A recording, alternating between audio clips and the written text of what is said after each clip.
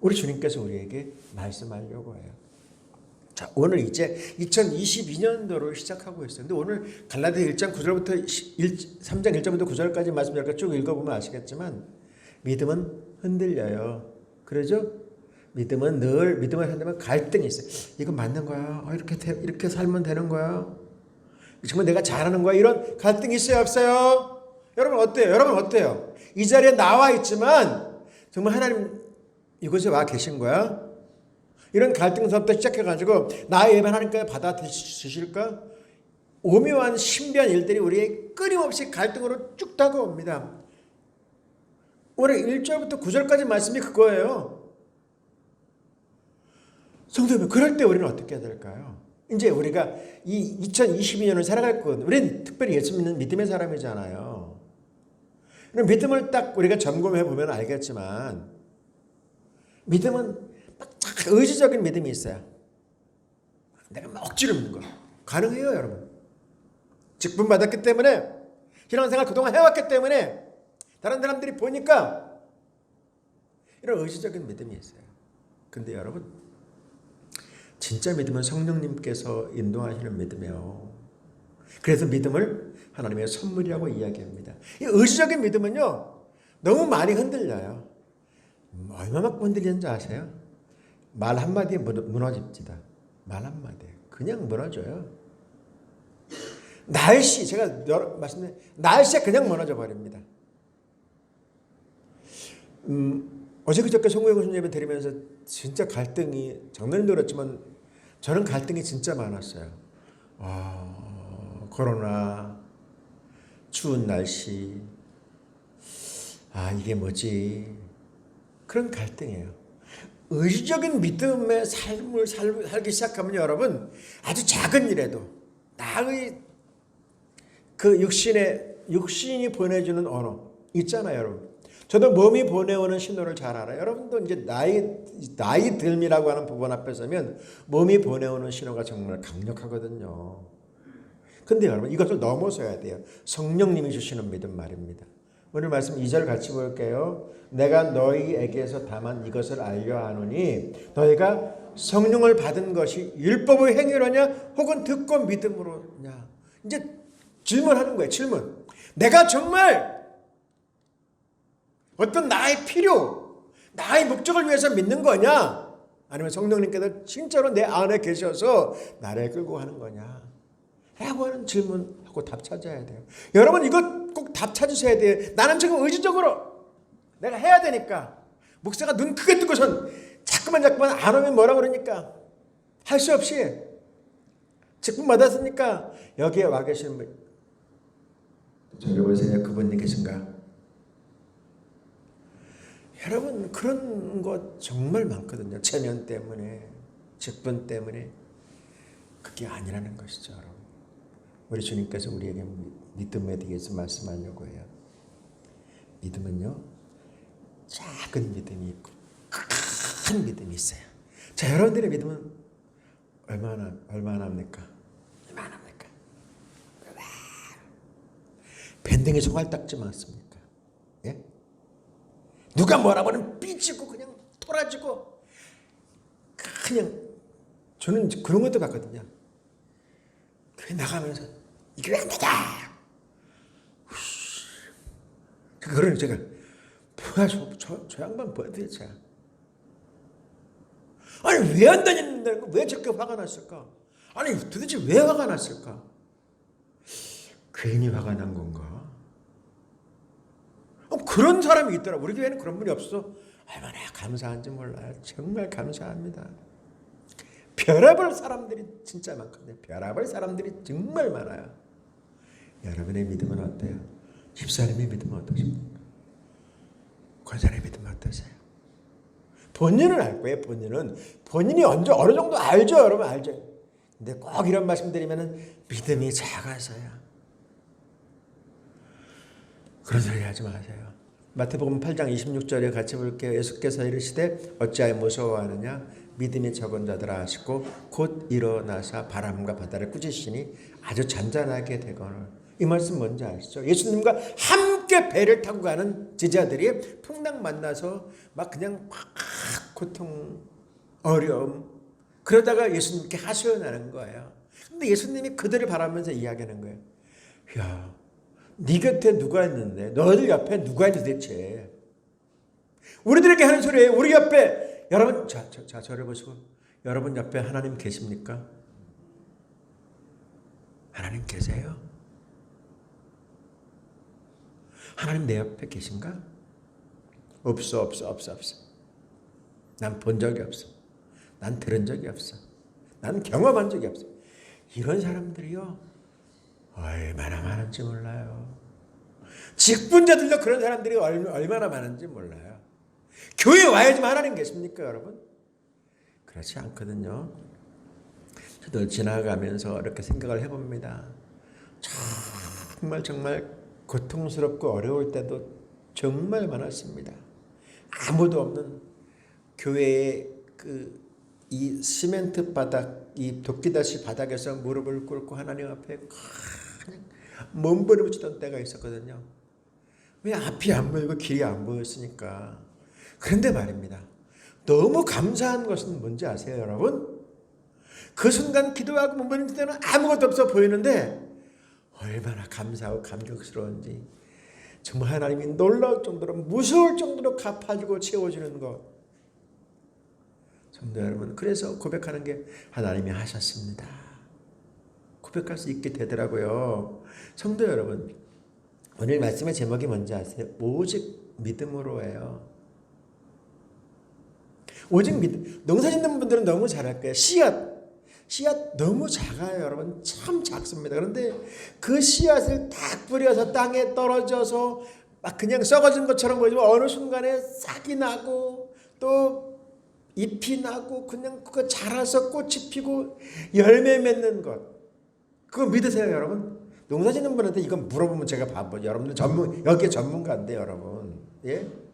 자, 마가복음 4장 31절 32절 같이 볼게요. 이같이 한날과 같으니 땅을 심길 때에는 땅 위의 모든 씨보다 작은 것이로되 심긴 후에는 자라서 모든 풀보다 커지며 큰 가지를 내나니 공중의 새들이 그 그늘에 깃들일 만큼 되느니라. 왜요? 그 안에 생명이 있기 때문에. 믿으시죠? 이 부분은. 여러분, 씨앗 뿌릴 때 이 안에 생명이 있다는 거 믿으시죠? 열매를 기대하시잖아요. 그냥 취미생활로 농사 짓는 분은 한 분도 안 계실 거예요. 그죠? 열매를 기대하고 농사할 거예요. 마찬가지로 우리가 정말 하나님 앞에 믿음으로 살아간다고 하면서 믿음의 모습을 우리가 보이면서 살아갈 때 우리가 정말로 중요한 게 뭔지 아실까요, 여러분? 겨자씨, 눈에 보이지 않을 정도로 작은 씨앗이에요. 성지순례 가면 겨자씨 막 코팅해서 엄청나게 많이 팔잖아요. 근데 가짜가 정말 많아요, 여러분. 진짜는 그렇게도 보이지도 않아요. 가짜예요, 그거 막 코팅해 놓은 거. 정말 눈에도 보이지 않는 거거든요. 근데 그게 심겨지면요, 어마무시하게 큰 나무가 됩니다, 여러분. 왜요? 생명력이 있기 때문에, 성장력이 있기 때문에. 열매. 여러분, 열매 맺는 게 기적, 축복. 근데 여러분, 주님께서 저와 여러분에게 말씀하셨어요. 올해 말씀을 여러분 좀 이렇게 뽑으셔도 가지고 계신가요? 안 가지고 계시면 오후에 예배 참석 안 가지고 뒤에 있어요. 뒤에 잔뜩 쌓아놨어요. 꼭 하나씩 가져가시고 말씀을 묵상하시고 말씀으로 살아날 수 있기를 소원합니다. 겨자씨 같은 믿음은 어떤 믿음일까요, 여러분? 자, 이제 거의 다 했어요. 겨자씨 같은 믿음은 어떤 믿음일까요? 행동하는 믿음이에요. 순종하는 믿음이에요. 여러분, 그럴 때 역사가 나타나요. 근데 여러분, 행동하고 순종한다라고 하는 것이 뭔지 아세요? 저건 맞아, 맞는 말이야, 저건 옳은 말이야, 논리적으로 맞아, 이해가 돼요. 그런 거 하는 것을 순종이라고 하지 않습니다, 여러분. 그건 당연한 건데 뭐. 근데 무엇 순종이라고 하는지 아세요? 아이, 말도 안 돼. 나는 못해. 나는 힘들어. 나는 어려워. 그게 하는 것이 순종이에요. 그거 하는 것이 믿음입니다, 여러분. 할 수 있는 거 하는 것이 뭔 믿음이에요? 그건 당연한 거지. 예? 할 수 없는 거, 어려운 거, 힘든 거, 이건 불가능한 척 나는 못해. 그거 해보는 거예요. 그러면요, 하기 시작하면 무슨 일이 벌어지는지 아세요? 하기 시작하면 무슨 일이 벌어지는지 아세요? 하나님이 일하세요. 할렐루야. 올 2020년 살아가면서 하나님의 일하심을 경험할 수 있기를 소원합니다. 하나님의 일하심을 체험할 수 있기를 소원합니다. 정말로 삶의 여정 가운데 보면요.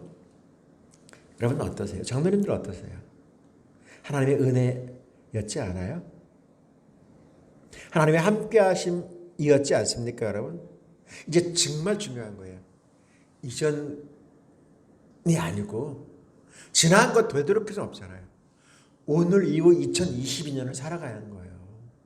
무엇으로요? 오직 믿음으로 살 수 있기를 축복합니다.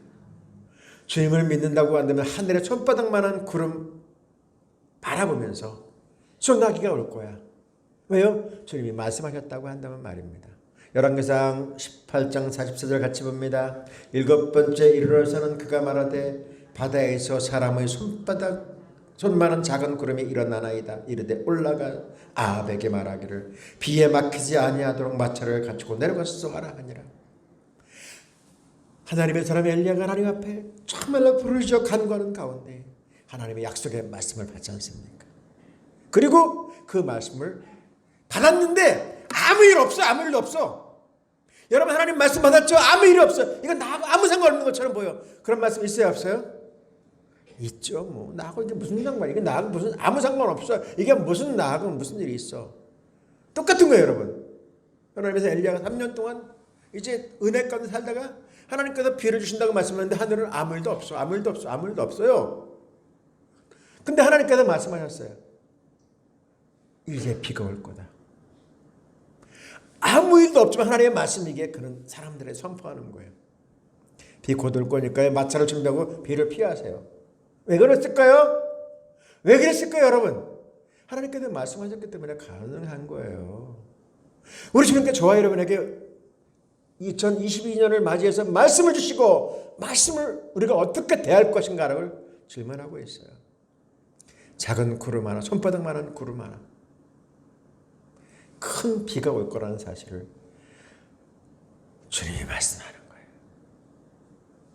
여러분들이 이 말씀을 받을 때마다, 말씀을 들을 때마다, 말씀을 가슴에 품을 때마다 나하고는 상관없는 거야. 이게 지금까지도 그렇게 해왔는데 앞으로도 별 다른 게 있어? 그러면요, 아무 일도 없어요. 그렇게 지금까지 여러분 반복해 왔다고 그런다면요, 또 올해도 그냥 갈 거예요. 그런데 여러분, 말씀은 생명입니다. 말씀은 능력입니다. 말씀은 권세입니다. 살아가다 보면 고난 앞에 있는 분도 있을 거예요. 지금도 여러분들이 삶이 고난이라고 생각하는 분이 있을 거예요. 먹구름처럼. 앞이 안 보이는 캄캄한 밤처럼 여러분. 그런데 여러분, 그것이 뭔지 아세요? 우리가 통구영 선생님 때도 말씀 나눴지만 고난은 축복의 변장된 모습이에요. 하나님의 사인이 지금 온 거예요. 우리 앞에 하나님의 축복이 문을 두드리고 있는 거예요. 그런데 그것도 모르고 한숨 쉬고 낙심하고 잘하면 그 문은 열리지 않을 거예요. 그 속에서 뭘 봐요? 말씀을 읽고 하늘을 바라보기 시작하면요, 놀라운 일이 벌어지기 시작합니다. 여러분은 새해를 맞이할 때마다 어떤 다짐을 하셨나요? 다짐 안 하셨어요? 어떤 생각을 하셨나요? 어떤 꿈을 꾸셨나요? 어떤 계획을 하셨나요? 아무 계획도 없어요? 뭐야 그러면? 아니 목사님 제가 나이가 몇 살인데 무슨 계획이 있어요? 그냥 편안하게 건강하게 살면 되죠. 그러면 안 돼요, 여러분. 그러면 예수 믿는 사람들은 여러분 주님으로부터 인정 못 받아요. 나이가 들었어도 결단하셔야 돼요. 나는 50이죠. 무슨 일이 있어도 주일날 오전 예배, 오후 예배는 참석할 거야. 참석하면 몇 번인지 아세요? 104번이에요. 104번. 4번은 무슨 일이 있어도 못 나오지만 난 100번 예배 참석할 거야. 결심할 수 있기를 소원합니다. 나 올해는 100번은 예배 참석할 거야. 100번 참석하는 건 너무 쉽습니다, 여러분. 주일날 못 나오면 수요일날 나오고 그것도 못 나오면 52주 365일 새벽에 한 번씩만 나와도 여러분 100번은 그냥 금방 할 수 있습니다. 예수 믿는 믿음의 사람으로 직분자로서 여러분, 예수 믿는 믿음의 사람으로서 여러분 그런 도전, 의식 깨어 있어야 되지 않겠습니까, 여러분?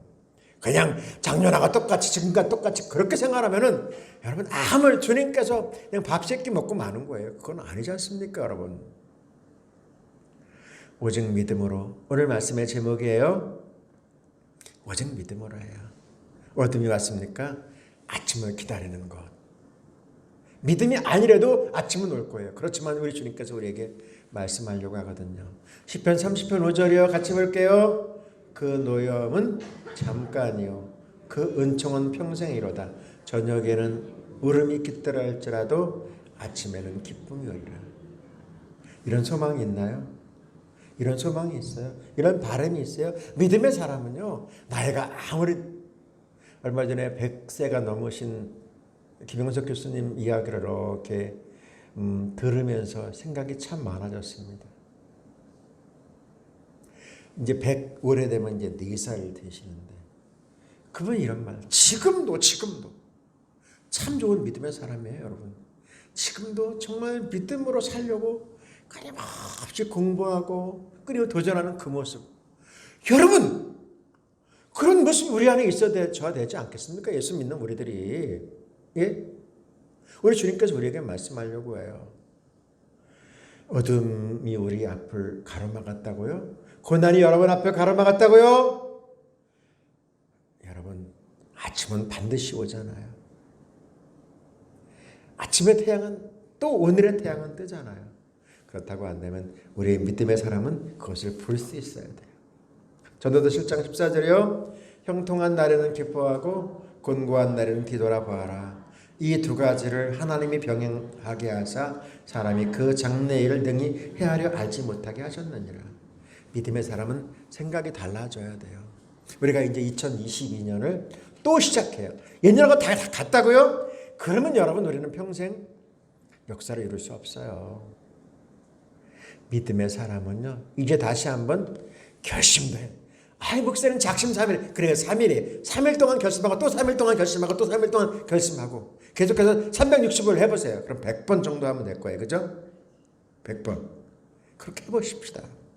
그러면요. 반드시 놀라운 주의 역사가 나타날 줄로 믿습니다. 다시 한번 믿음은 뭘까요? 믿음은 어떻게 생길까요? 믿음은 어떻게 세워질까요?